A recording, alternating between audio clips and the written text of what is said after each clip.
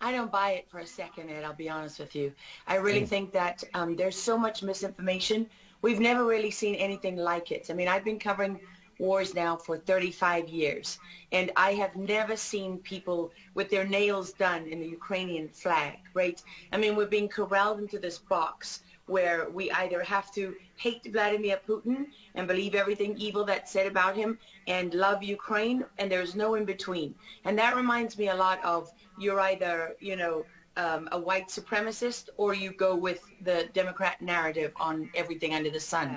So although, you know, these days it's hard to believe anything that our leaders tell us, because they've lied about COVID, they lied about Russia collusion, they lied about the Ukraine impeachment trial, and there's so much more going on in Ukraine that nobody is talking about. You see such dishonesty when it comes to the history of Ukraine.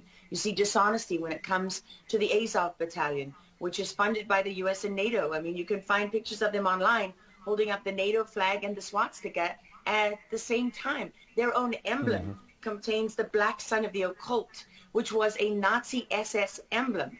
And it also contains the sideways, you know, lightning insignia of the SS. I mean, this is on throughout the Ukrainian military. You can see that black sun of the occult on their body armor, even on the female soldiers who are paraded in front of the world as being, you know, such an example of Ukraine's independence and spirit and nobility. Even they are wearing the black sun of the occult.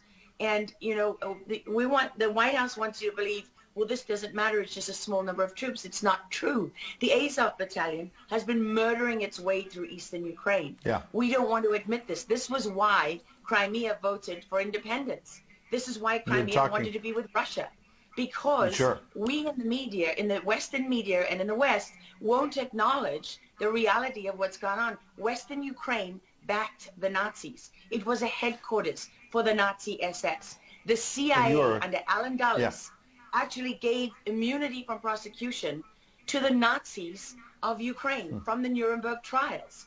So there's a long history of the United States and our intelligence agencies funding and arming Nazis in Ukraine. These are not like new neo-Nazi groups that sprung up.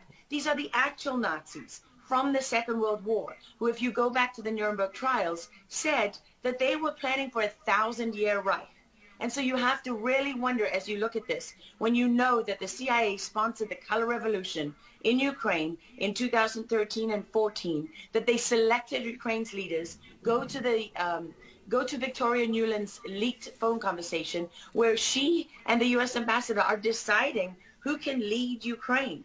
I mean, there's as much interference here as you could possibly imagine before you even get to Hunter Biden, Nancy Pelosi, John Kerry, and Mitt Romney, and all of their children who are employed, who earn millions from Ukrainian gas companies. You are